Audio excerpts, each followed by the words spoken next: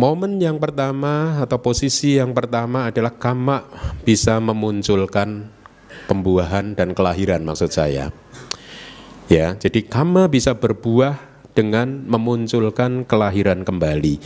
Menurut Buddhism, kelahiran kembali itu adalah pertemuan dari 3 hal, yaitu pertemuan dari kesadaran yang menyambung kelahiran kembali antara 2 kehidupan, kemudian properti mentalnya atau cetasika, faktor-faktor mentalnya, kemudian yang ketiga ini yang menarik, bahkan Buddhism membahas di detik pertama terjadinya pembuahan ada 3 sel yang terbentuk langsung bersamaan, yaitu sel yang nantinya akan membentuk tubuh Anda, kaya dasaka, kemudian sel yang akan membentuk jenis kelamin kita, ya, dan yang ketiga adalah sel yang membentuk jantung kita, hati kita.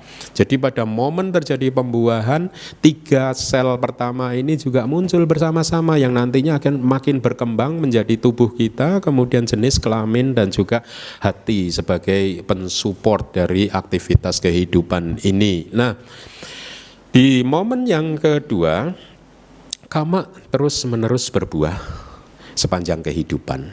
Jadi Anda paham ya, ada 2 saat ini di mana kama bisa berbuah, yaitu dengan memunculkan kelahiran kembali.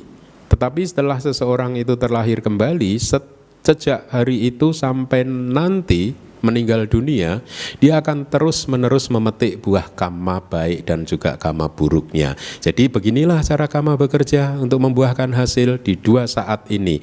Nah, saya sampaikan kepada Anda bahwa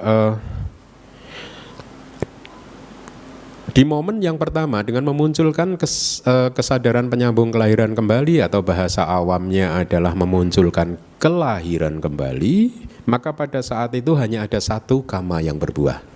Ya, tetapi sepanjang hidup seperti yang kita alami setiap harinya ini, di dalam 1 menitnya bisa bermacam-macam kama yang berbuah.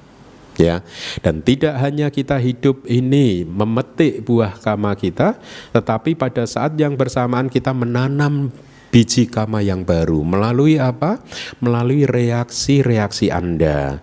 Pada saat Anda melihat ke arah saya, reaksi Anda terhadap saya yang muncul dari penglihatan Anda adalah kama yang Anda bentuk. Reaksi Anda terhadap suara yang Anda dengar itu adalah kama baru yang Anda bentuk, dan seterusnya. Jadi semua reaksi-reaksi Anda terhadap 6 pintu indera, yaitu indera mata, telinga, hidung, lidah, tubuh, dan juga pintu batin, ya, kita bereaksi seperti itu semua adalah kama-kama baru. Jadi Anda jangan keliru memahami kalau misalkan pada saat Anda sedang sedih, aduh saya sedih sekali gitu, buah kama buruk saya sedang berbuah karena dengan memunculkan kesedihan. Tidak, kesedihan bukan buah dari kama buruk. Kesedihan adalah kama buruk yang baru karena Anda bereaksi secara negatif, ya. Karena sesungguhnya kita bisa menerima buah kama buruk tanpa kesedihan, ya. Kesedihan adalah pilihan Anda. Anda bisa memilih yang lain untuk bergembira terhadap seseorang yang mengata-ngata, misalkan katakanlah memarahi kita gitu. Kadang kita, kalau kita renungkan dalam-dalam, kenapa kita harus marah terhadap orang yang memarahi kita?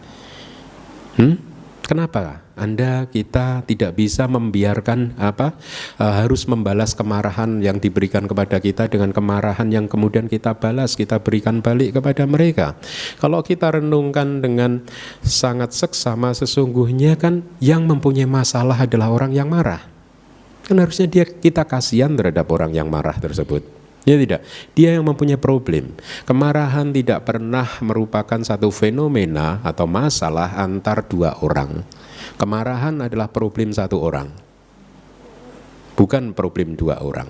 Kalau Anda marah-marah, maka itu adalah murni problem Anda sendiri, tidak dengan orang lain. Karena Anda punya pilihan untuk tidak marah sesungguhnya. Nah, inilah yang harus dilatih di dalam Buddhism, bahwa kita harus bereaksi semakin hari semakin positif.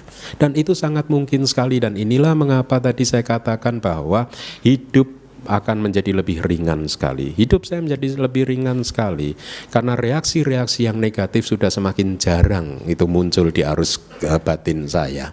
Nah, Yang kedua tadi saya katakan adalah pada masa berlangsungnya kehidupan ya. Baik, jadi itu cara berbuahnya karma. Sekarang